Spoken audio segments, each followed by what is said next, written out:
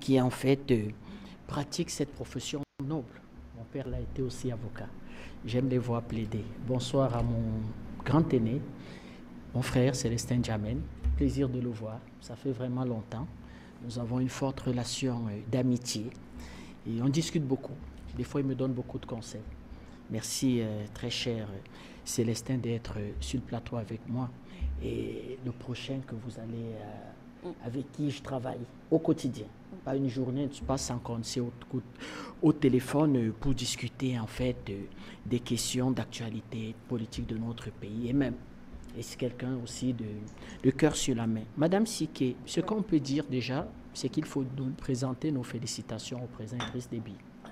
C'est en même temps une décision souveraine du Tchad, mais aussi une décision politique de haute portée. Le président Déby, c'est le président de la République en fait d'un pays frère qu'on appelle le Tchad. Il arrive au pouvoir en 1990. Le Tchad n'a pas d'armée. Le Tchad a énormément de factions qui répondent en quelque sorte, peut-on dire, d'hommes politiques ou d'hommes militaires dans d'interminables gouvernements d'union nationale. Quand on assassine en fait Tombalbaye, je crois en 76 ou 75, pratiquement pendant 15 ans, le Tchad a vu de la déstabilisation. Le président Félix Maloum fera un bref temps. On ira mener des négociations au Nigeria, à Kano.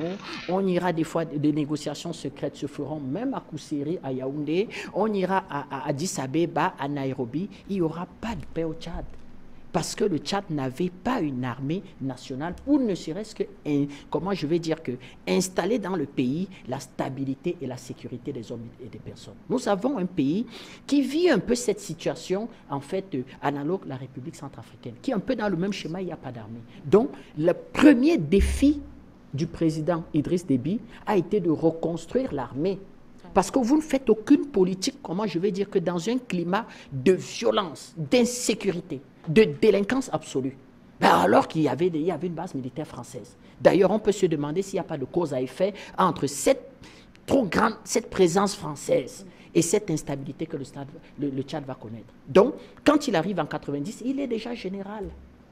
Donc, s'il passe maréchal qui est le grade suprême, c'est-à-dire qu'après général de corps d'armée, certains appellent général 5 étoiles, ben il a mis pratiquement quoi? Il a mis pratiquement 30 ans dans le grade. Donc ça veut dire que si des critères même objectifs avaient été, comment, je vais dire que édictés dans la carrière des militaires tchadiens, ce grade il aurait eu depuis.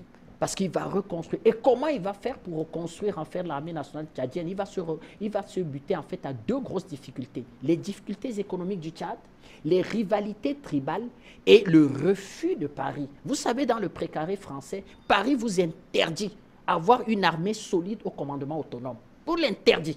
D'ailleurs, nous, on va avoir au Cameroun un peu la même similitude où déjà, pratiquement en 2000, le président anticipe sur un certain nombre de menaces. Et il amorce la réforme des armées en 2000.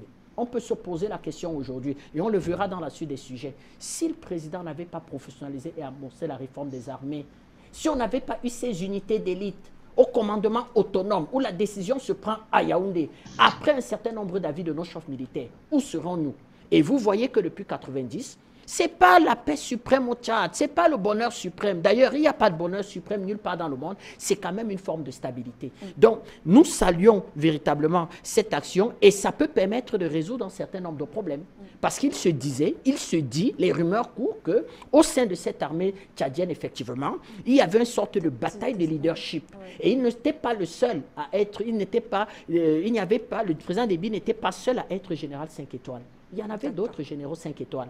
Donc, je crois aussi que c'est une façon véritablement de réaffirmer en fait l'autorité du président Déby et dit que c'est lui aujourd'hui le militaire le plus gradé de cette armée, c'est lui le patron de cette armée et tous les arbitrages, tout veut dire la discipline doit se faire véritablement dans le haut commandement militaire. Donc nous saluons véritablement les députés tchadiens qui ont pu lire véritablement en 7 ans de menaces multiples, en fait, lire en fait ces enjeux-là et pouvoir faire du président Déby aujourd'hui le militaire le plus gradé du Tchad.